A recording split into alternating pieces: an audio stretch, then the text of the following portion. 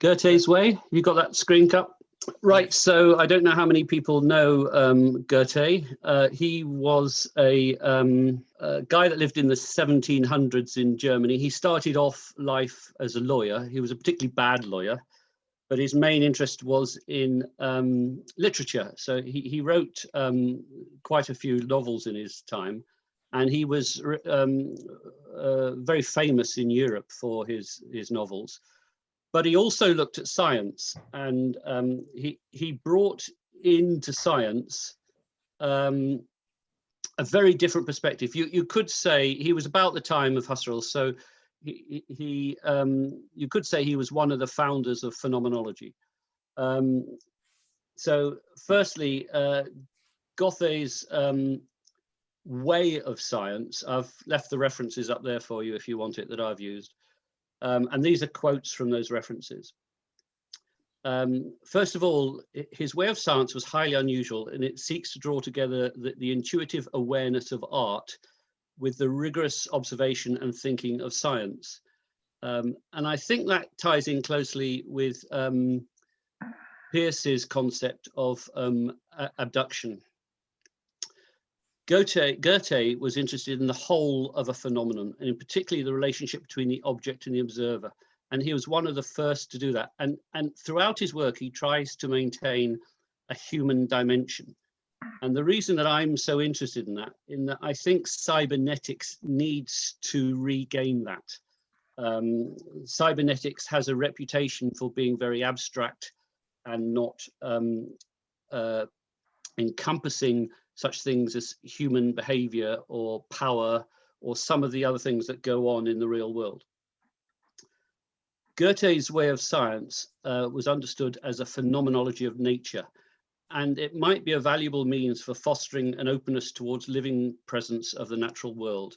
And there are some people say that it could represent a foundation of a future science respectful of nature. Goethe tried to understand the most basic characters of life.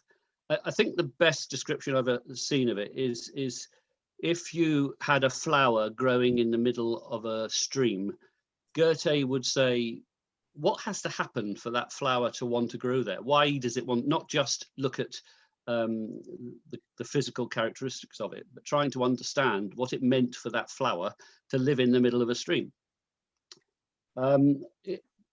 He coined the phrase morphogenesis for the development of living beings in accordance with a life program. And also he developed a pattern for looking at broader patterns, which always struck me as very similar to Bateson's The Pattern That Connects. He also believed true creativity in art, as in nature, is a product not of unrestrained shapeless productiveness, but an evidence of an inner creative force that disciplines itself to adhere to certain forms of communication. So it's quite interesting because that ties in very much with what the inactivists are currently saying, people like Di Paolo, and if you go back to Varela's book on the embodied mind. For Goethe, it is an intensification of experience that leads from the material to the spiritual. And the next comment I think is really important. He was, I think, one of the first to realize that a phenomenon in its complexity affords long and intricate chains of causality that are more often than not non-linear. And I think what that really means is that you can't anticipate what a complex system is going to do easily. And he subsequently says that in reality, any attempt to express the inner nature of a thing is futiless. We can perceive only what we encompass through its, only the events that we see that would indicate its inner nature. So just to give you an example of Goethe, he looked at the color problem and of how we perceive colors. And he noticed that people perceived colors differently. And that made him question concepts coming out of Isaac Newton and people like this, who had a very different view of colour. And he almost had a sort of Socratic method of looking at things. And this was the pattern of what he would ask is, what do I see? What is happening? What is this saying? How is this coming to be? What belongs together? What remains apart? And so on. So I think he was a person well before his time. And I make no apologies for showing this image yet again. But when we show this image, which is frequently shown in systems lectures and all sorts, everybody just takes it as the fact that all these people perceive this image differently, the elephant differently. But that's not the problem. The problem is what happens next, which is almost certainly, in my view, an argument, because the guy holding the trunk who thinks it's a snake is not going to understand at all why the guy holding the leg thinks it's a tree stump. Because his beliefs tell him what he senses and feels. But to work out that it's an elephant, you have to step back from your own beliefs and say, why is that person saying that? What would have to happen to make all our views right? And that very rarely happens in a lot of organizations and never happens in politics. So how do we use Goethe's way? First of all, we need to understand the whole of the phenomenon through a method that incorporates Goethe's way of looking and seeing. And for this, I tend to like to point to Eastern tradition, which tends to look at framing the problem before, rather than trying to jump in and solve it. And I think the Western tradition of trying to solve a problem very straight away, sometimes simply by understanding the phenomenon, slowly you solve the problem more comprehensively. So framing a problem, asking more and more questions about what the problem is, tends to be a way to arrive at a solution, or in some cases is the solution itself. So I think Goethe's way incorporates, as I said before, inductive, deductive, and abductive reasoning. And there's a very good paper by Barton and Hazlitt about 2007, which explains how they think science switches between inductive, deductive, and abductive reasoning in a sort of spiral as we steadily understand things more. Sorry, I did that too quickly. The second thing in Goethe's way is to understand the relationship between the object and the observer. Now, for that, I truly believe you need to understand the reasoning and behavior of the observer, including human motivation, and recognizing that every organizational process is ultimately embedded in a human system. And the process is the way it is because people want it that way. Someone somewhere is benefiting from that process and stopping it from changing. So if we just look at a complex system, that is a network, there's several important things about networks. And one is, if you look at, say we're examining the red dots in this network and how they're connected, you can see that this red dot in the top right corner is connected by this branch here. Level of complexity in a network isn't linear, non-linear. It changes in stepped processes. When this connection is made, this whole branch of complexity is added. If the relationship between these are non-linear, there's no way you can easily anticipate what's going to happen in that system. And if they're transitory, then how do we even know they exist? Because going back to Heinz von Forster, you know, for something to exist, we need coherence and cohesion. So we all need to feel a tree the same way, and we all need to agree that that's a tree, and we can't walk through it, and it's wood, and it's hard, and it feels like this, and it looks like this. And we can only do that if we have stability, if the tree is there for a period of time and stays as a tree. So the problem is, if this is a model of the complexity of any system, a social system, how do we even know it exists? It's just constantly changing. And my solution to that is that the only way you can know that exists is where you have circularities that are repeating themselves and growing. Now, I spent a lot, I think the inactivists, again, are the best people who have come to terms with this.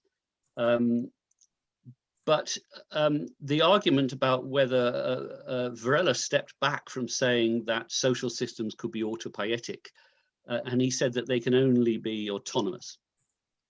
And then we've got the argument about whether something's allopaetic or autopoietic.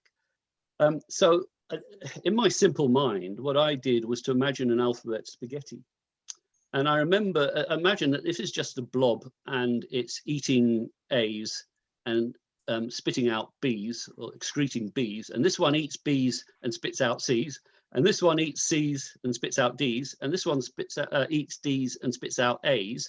You have a system that is allopaetic and or autonomous and is self-generating. It's producing, it's not producing its own components. However, if you turn this blob into a big A and it now excretes A's, which somehow it makes, this one eats A's and it's a big B, it's making its own components. And what we could say is that's now an autopoietic system. And one of the things I would argue is that definition between allopoietic and autopoietic can sometimes be determined simply by how you look at the boundary. If you look too closely at a human cell, it is not autopoietic. It's only when you get to the level of the boundary that it becomes important. And there's some interesting work by Mark Friston on what's called Markov blankets, and how he can show how boundaries are created by the parents and the offspring of a system, which is quite interesting. But what I think is also important in this system is that in this network is that this one, although it's in this chain, it's also in other chains. And that for me gives a definition of how we start to get structural coupling. But again, the inactivists have identified that structural coupling is itself limited. How do you account for adaptability? And again, this system of looking at an alphabet soup sort of shows you that if this system has a little chain here and a bigger chain here, and it may be that at some stage, if something else produces A's from the alphabet soup, it decides it's going to eat those ones and not those ones. So looking at a network and its stability, you see that it starts to become incredibly complicated itself. But we can see how adaptation, assimilation and accommodation can happen as it grows and develops. But also, we can see concepts of like Piaget's concepts of equilibration and how it structurally couples to others and how those two suddenly become one system. Now, Varela and Machuron and Varela never talked very much about second order autopoiesis, which is when a system, structurally coupled system, becomes part of the whole system. But my very simple mind, and I'm very happy for people to shoot me down, I have slowly tried to understand how these concepts on the left work. So first of all, only because the system keeps repeating itself are we able to see it and identify it. So we see how it affects us, the cohesion, and because it all affects us the same way, we see it as coherence and some sort of meaning to us. And it's different from other systems, which is the difference I think that Lerman talks about. So that system can explain autonomies, it can explain boundary, it explains structuring. What is interesting as well is one of these systems could be one that switches on other systems. So it becomes a controlling system. And that you see in genetics with a master gene that will switch on banks of other genes. So you almost have a meta system being built into this. But what's basically happening is there's no mind-body dichotomy here. There's only one thing that exists, and that's in the real world here. But if we structure the information, that happens in a different way. So I'll just briefly, I'll show you that information level, in a minute. But the other thing I just wanted to cover was sense making. And what the inactivists are saying is that as soon as you have this autopoietic system, and a system, as soon as one system starts saying, I want to eat A's and not B's, and I'm going to spit out C's, and it starts to differentiate the world, it can only do that, going back to Spencer Brown, if it has a value. And one of the things the inactivist has shown is that to make a distinction, you need to have a value. So immediately a system starts doing something, even if it's the basic simple life form, it must have some means of a value.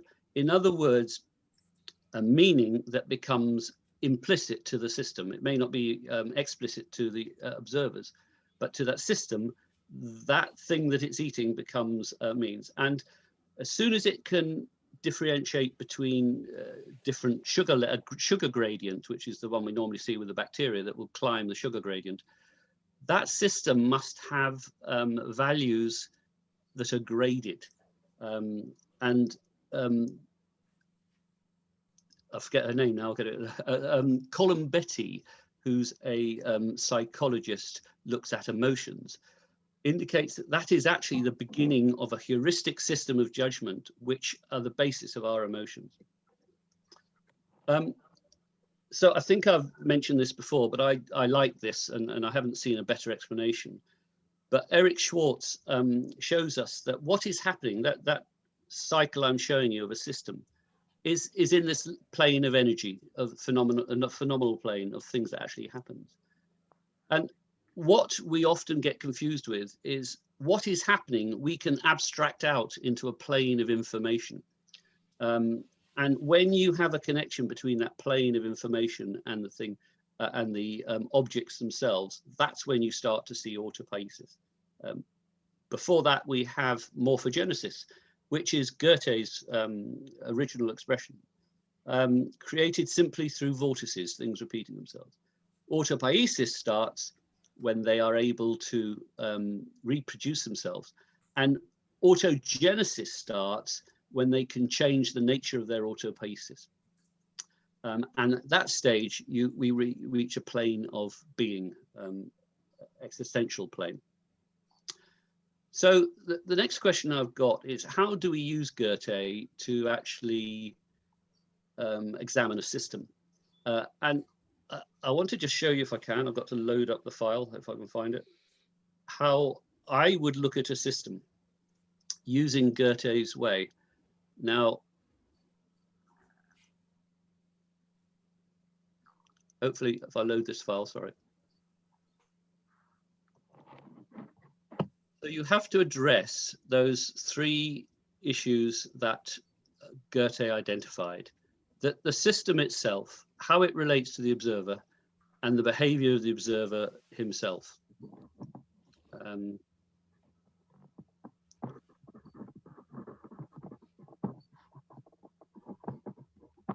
Right. Did that come up? That's right. Yes. Right, so I spent an awful lot of time. One of my favorite boasts is I spent 20 years trying to change government organizations. And during that time, I got absolutely nowhere. And that's why I've embarked on this path of trying to understand what actually happens. And what I noticed was that most organizations try to do top-down design. So normally the important people lock themselves in the boardroom, and there's lots of tea and coffee and biscuits get wheeled in over a few days. And if you peek through the door, there's yellow stickies and whiteboards. And eventually they come out with a mission statement and a vision statement. And they post it on the notice board, and everybody looks at each other and said, what was in the tea they were drinking? You know, we're a small little business. Why have they started off with a world-class something or other? So I started off realizing that the problem is, I'll have to go back to the other one, is if you try top-down design, you have the issue of emergence that hits the system. If you go through vision statements, mission statements, and all this sort of thing, outcomes, objectives, all that sort of thing.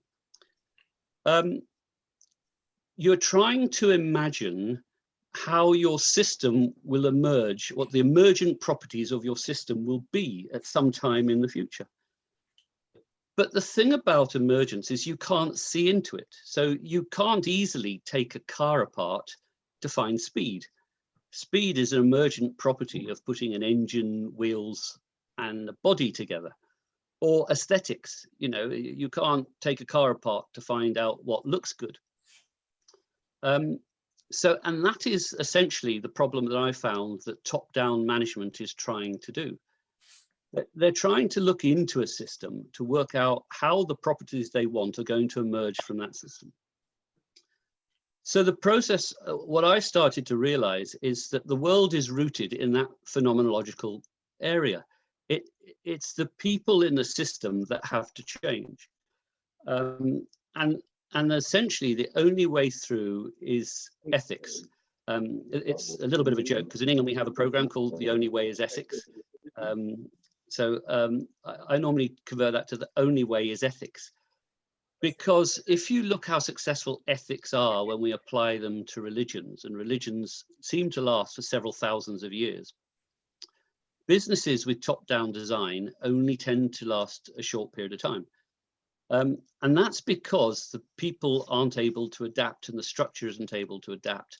But it also doesn't absorb variety because they're waiting for instructions from the top to come through. So the problem we have, one of the things I do is I take people through this process. Here's an answer.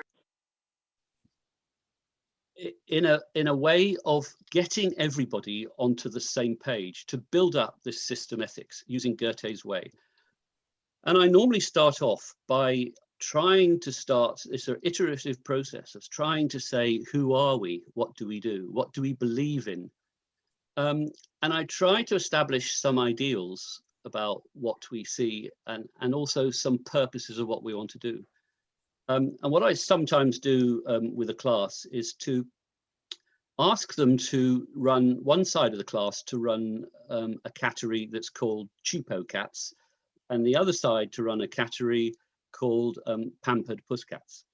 So what I show to them is that the purposes for those two different organizations are actually very similar.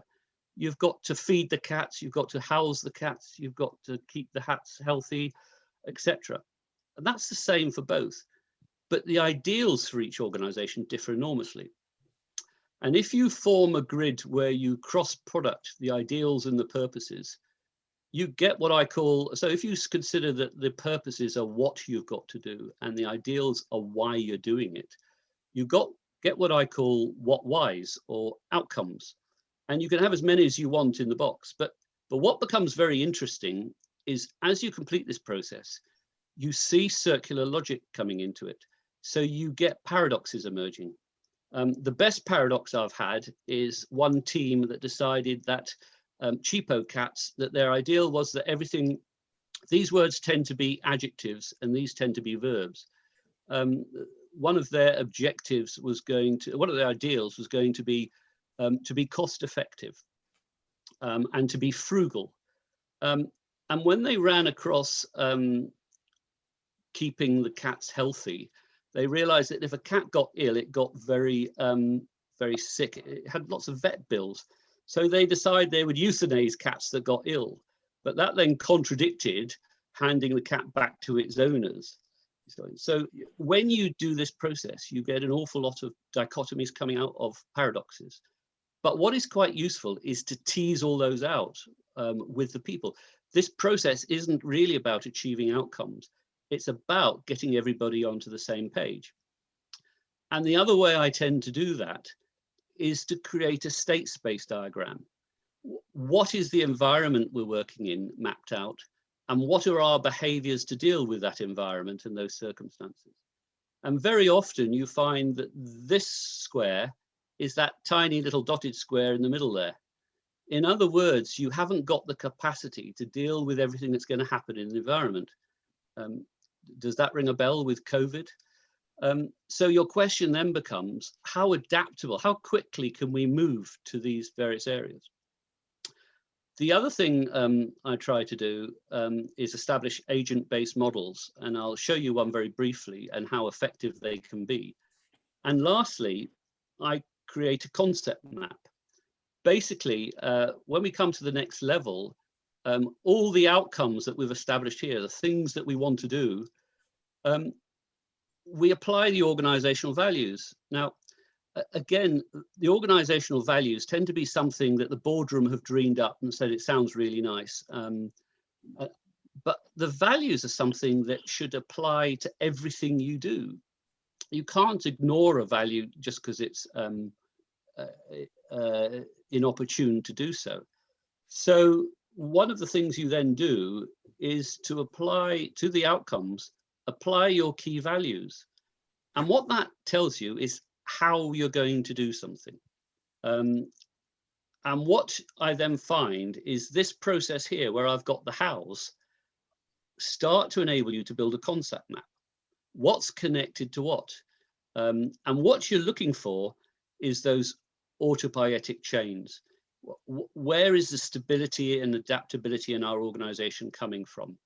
Or where do we think it's going to come from? The problem you've got, and most traditional managements would leave it, or organizations would leave it at that. They would publish something, go away and think, haven't we done a wonderful job? The problem then comes in actually turning that into a working organization. And this is where I sort of talk about top down meets bottom up. What I do is then, using De Sitter's rules for design on the viable systems model, is build the organization based on the resources, what I call the wherewithal of what you're actually going to do. And that process, if you need to do this with people. I'll stop that for a second. If I can go back to my screen.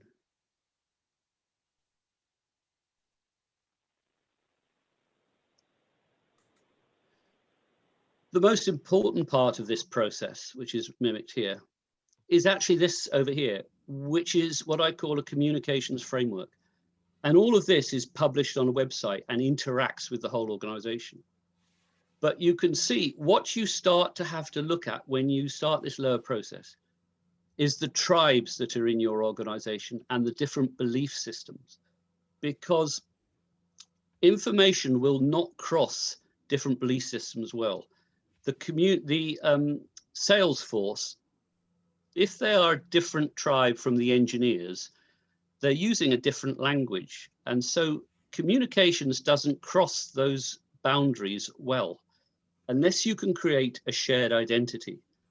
And what I do through the communications process is a constant feedback system, but it starts off with a effect and a message. And what you're trying to do is constantly gauge. So the first one is to create awareness. And the second one is always to reassure people and to go on through. So that communications framework is essentially what you're trying to do is to build up an ethics structure. Now, there's something, I didn't include this in the slide, but it's very important. I realize it hasn't. There is a common belief that in cybernetics, in a lot of psychology, in a lot of management, that the model of human behavior is on the left here. That each of these circles is, say, the personality or the worldview of an individual. And when they come together in an organization, they retain their image of their individual personalities. And your organization, the coherence of that group is based around the overlapping subset that they have, which is in common. Tajfel and Turner in 1973 noticed something really interesting, that humans do not work that way. And this is very worrying. They called it minimum group theory. They realized that it takes very little effort for people to adopt the same personality. It may sound really quite fascist, almost, if you want to put it that way, that we become the group. What the group does when we're like this is we, through a whole lot of subconscious messaging and myths and rituals and all sorts of things that we do as humans, we form an image of the prototype.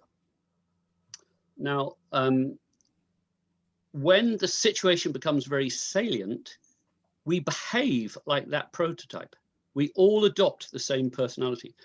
And that is why humans, no other animal does that. That is why humans are so effective when they form groups. And you've seen this happening in the UK and in America recently. Everybody becomes the system. People in this group trust each other, and they don't believe things coming from the outside group. And I'll cover that. So the behavior of this group is quite important. Firstly, people self-categorize and decide what groups they'd like to join. They use a process of meta-contrast, which is quite interesting. They decide if they fit a group from two perspectives. The first one is comparative fit, and the second one is normative fit. So the way I normally explain this is it's very sexist, and I apologize for any ladies present, but it's important that there's a gender contrast to make the point. So you're walking along, this only works for men. You're walking along the street and you're feeling a bit thirsty, so you go into a bar. And to your surprise, the Miss World contest is being held in the hotel that belongs to that bar. And all the ladies, the most beautiful lady in the world, are sitting there in the bar, having a drink, obviously time off. And at the end of the bar are two men who are obviously looking after the ladies. So you're feeling very sociable. So you get your drink, you turn around. Who do you go and talk to? Now, most men look at the floor at this moment because they suddenly realize that through their brain flashed an image that they were going to talk to the two men at the end of the bar. And that is because you have self-categorized yourself. You put your hands up if you didn't think that. Okay. You have categorized yourself with a comparative fit. Now, that comparative fit is very interesting because if you put a biologist and a physicist together in a science conference, they will employ a thing called meta-contrast. They will tell you how different they are. But if you take those two, if those two go for a cup of tea and accidentally run into an arts conference, and that you'll find them clinging together and calling themselves scientists. So there's levels of abstraction, which fits the levels of recursion in a viable system. What those groups do is always establish a prototypicality, a stereotype, if you want to put it that way. What also happens is we try to join the groups that fit us and we like. If we're stopped from joining those groups, we tend to either recategorize ourselves. So if the rich people won't let us go to their country club, we say, well, they may be rich, but we are kind. So we recategorize ourselves on a system which maintains our self-esteem. Or we engage in social conflict and we start an us and them. What's really important for communicating is that if we have an us and them, we engage in a thing called in-group favoritism and out-group derogation. So we start behaving, we believe people in our group, we don't believe people in other groups. We believe people in our group have to do things because they have to. We think that people do things in other groups because they're bad people. Our perspective of the world is very changed to encourage our group to do better.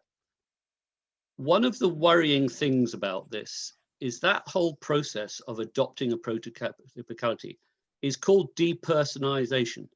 We cease to be the person we are and we behave like somebody else. And that can be incredibly dangerous because we become us, but they become them.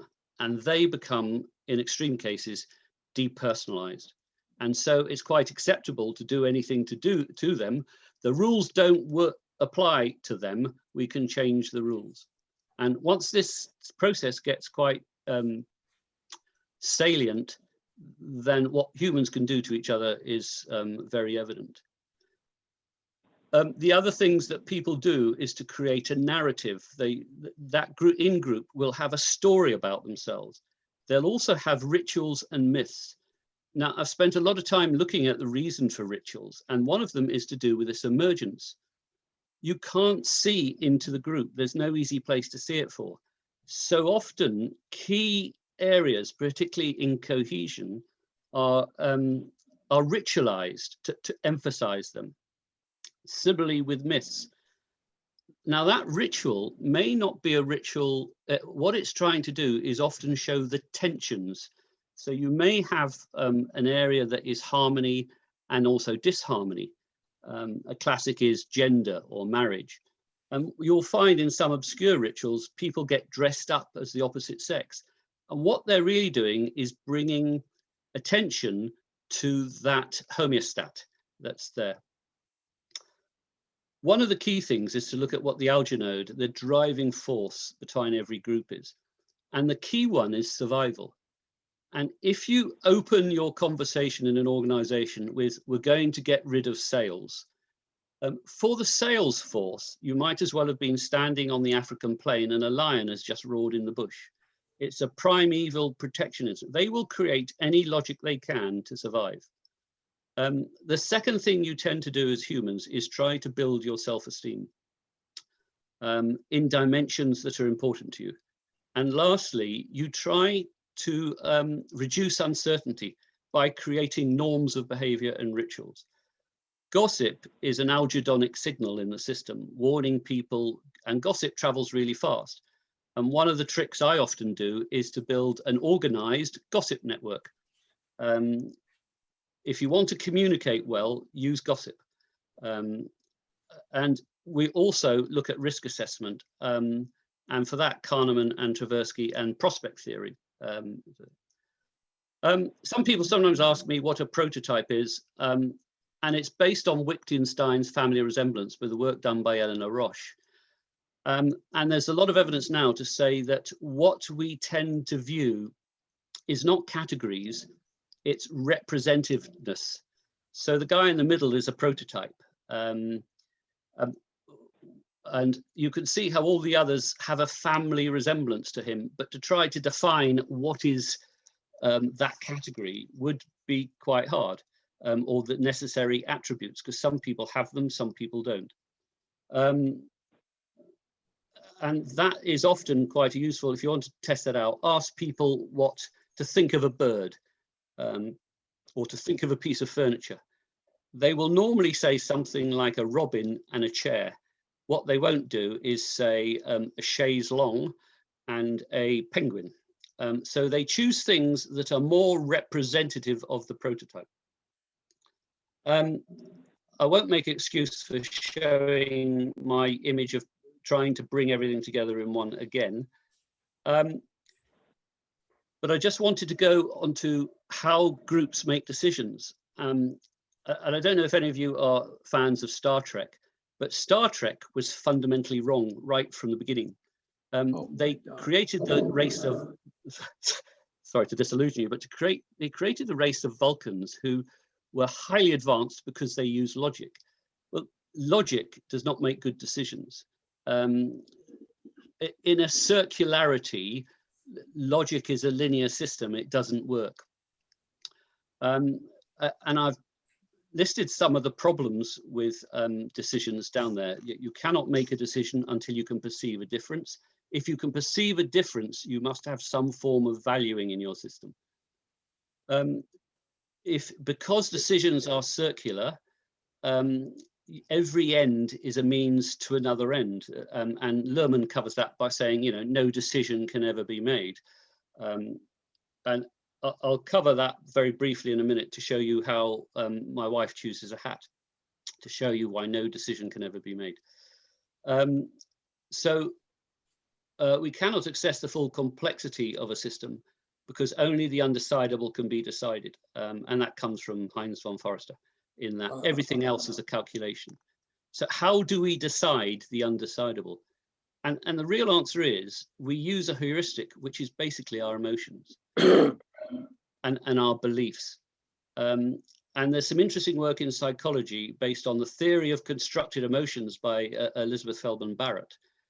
And what she's showing is that actually we learn emotions and we construct them. And that's come from the fact that there's very little evidence to show that emotions exist in any part of the brain. Although they can find fear, neuroscientists can find fear in the amygdala and places like that, what they can't do is find happiness. Where does happiness live in the brain? It seems to be spread across the brain and that sort of thing. The reason we construct as our emotions, an activist, Colin Betty, have discovered is it's created with our sense making and this business of allowing us to make decisions.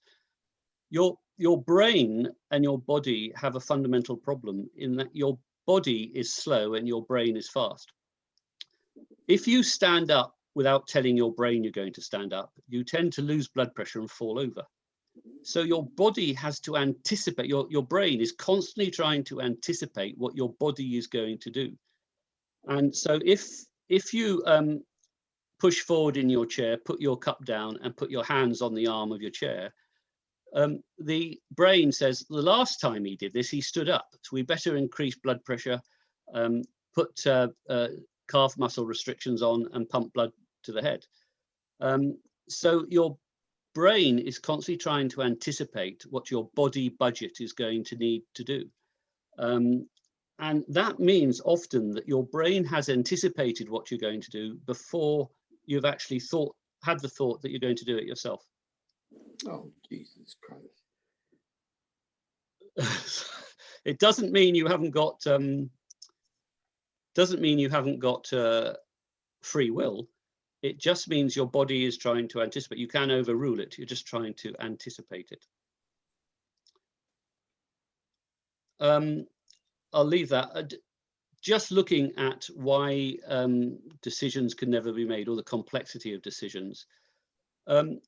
If I take my wife into a hat shop and we go into the first shop, this is basically from Lerman and Spencer Brown. If we focus on, say, different types of hat, we focus on these three, we're excluding, the meaning of these three is derived from the exclusion of all the others that are non-hats or not hats we're going to buy. And if my wife decides to buy a pointy one, we have to take that decision with us as we walk into the next room where all the pointy hats are. If my wife then decides on a different size of hat, we then have to take that decision with us and re-enter the space for the next decision, which is the color of the hat. And if I'm stupid enough to say at that point, but you could use this hat for mother's funeral or something like that, then we end up having to go back to here to remake that whole decision. One of the most basic beliefs that fire our emotions is our moral frameworks. Now, Jonathan Hyatt, I don't agree fully with all his work, basically puts these beliefs, which is system 5 in the VSM for all people, down to these 5 categories: caring, fairness, loyalty, liberty, authority, and sanctity. Now, different groups have different values of these, and they drive their emotional decision making, often before they've even realized what they're going to do. Fairness is considered an interesting one. Some people consider fairness to be based on everybody sharing stuff. Other people consider fairness to be based on, if you've earned it, you deserve to have it. So in any group, in an organization, if these values differ, you're going to have enormous trouble finding common ground to get them across. And in that case, you're looking at a large amount of current politics. And that's an unsolved problem. How do you get to? One of the things is that people sanctify that and turn that into a right. I have a right to life. I have a right to my body. I have that basically turns all of this into a unarguable state. So what I wanted to try to finish off with is just to show you that that social change is based on the only way is ethics, shared values and beliefs. But constructing that in an organization is an awfully long process. And you basically do it by doing things with people, getting them to enact in the world till they come to some sort of understanding of each other and of them. So my book title would be the one on the left. The trouble is, if you're faced with the book title on the right, you're probably going to buy the one on the right. And we tend to, if you look at any management bookshelf, the books on a management bookshelf, you'll find they're all based on the one on the right. There's very little about actually the complexity of managing organizations. But also, if Club Remy is looking to do something, the limited experience I've got of 20 years of failure, I would put to you, those are the problems you first have internally within the group and then externally from that. And that concludes the lecture.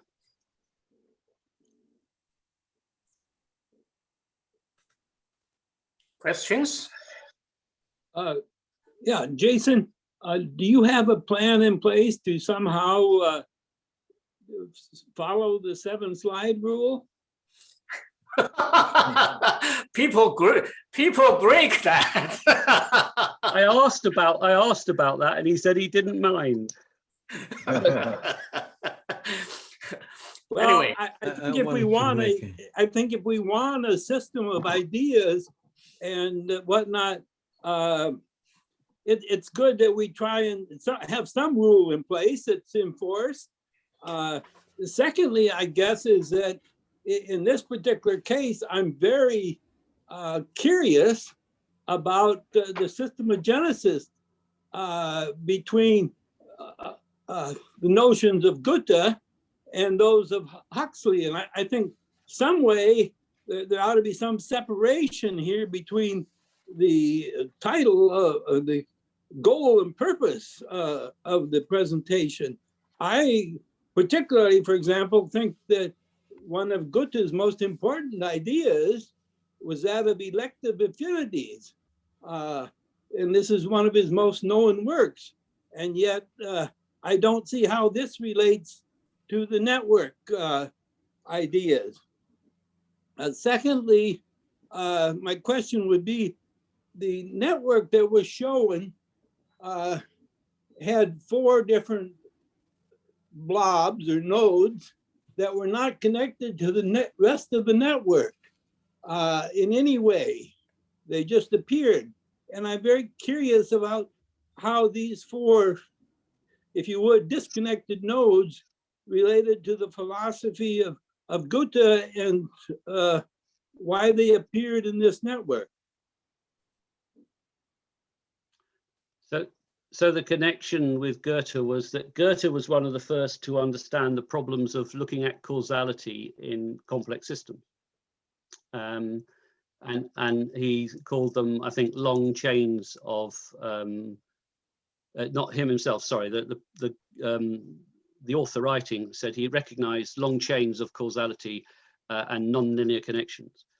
The 4 or 5 elements that are not connected to anything come from Stafford Beer's, so how do you look at a system? And Stafford suggested that you look at a system in focus, because what you can't do is disconnect it from its whole system. So using a system in focus, what you can only do is bring parts of the system to the fore. Does that answer the question? Well, the nodes are there and they're different from the other nodes and they're not connected by arrows. And so I don't know if these are just what functional role they're playing in the description. The second part, I think, of elective infinities shows in Goethe's writings the crucial notion of the network notion of pairing of elective affinities. And this, it seemed to me, would add value to your philosophy of networks. Yes, I think, so I'm torn between going into Goethes Way in great detail, or trying to modify it and move forward. I've chosen the latter, if simply because I've pulled bits from all sorts of areas to try to bring one complete view of what a system is. I have a quick question, Jonathan. Have you ever used your framework with any kind of a consulting work or real world groups or organizations? Yeah, so I've used it on quite a lot of different organizations, but within a government framework, and also with some charities. And what I found is there's very different patterns of behavior between the different organizations that you go between. But that model I showed you can be used in almost any of them, because what you're not trying to do is to tell them what to do. What you're trying to do is to get them to tell themselves what to do. I had a couple of points, which I would like to make. First, it reminded me, in the middle of the story, you said that everybody becomes more equal. It's sort of they're working as their stereotypes, and that reminds very much on isomorphism. That's at the level of organizations. Now, if you have the same selection pressure on your institutional incentives, then you get isomorphism. That was my first point, which I wanted to make. The second is about structural and operational coupling. What you showed in some cases was operational coupling and not structural coupling. So if there's a decision moment in between, then there's an operational coupling, then it is not necessarily done that way. While in an operational coupling, there's the option not to do it. While structural coupling has to go. I had a third point, but I forgot it. Yeah. So the basic thing I try to do is, when you read Lerman, when you read the Enactivists, a lot of these people, or Mancharan and Varela, the conversation is always in the abstract. What I've never seen is an actual detailed drawing of how it happens. So what I've tried to do, and I've put it up there for people to comment on, and you're right, sorry, I didn't show a structural coupling between two autopoietic networks, which is what I should have done, but I didn't have sufficient time. The second, but what I was arguing is that methodology can actually show people. I wish, instead of reading 300 hours of Lerman, someone had shown me some simple diagram like that at the beginning. It's very simple. If you have one interface, you have structural coupling. If you have more than two interfaces, you have operational coupling. If you have more than that, you have loose coupling. Yes. The isomorphism, I think, is very good. The key point I'm trying to make there is one about agency. And what you're basically saying to the group on the right is they become a group agent. Now, there's a lot of resistance about that in a whole lot of areas. But what's very interesting is there's not a lot of resistance about that in society. So we now treat organizations as though they're a person. You can sue an organization. Organizations have certain standings in law, which are almost equivalent to a person. Yeah. So group agency is a very real issue. Institutional agency, people call it. Okay, sorry. Yeah. Okay.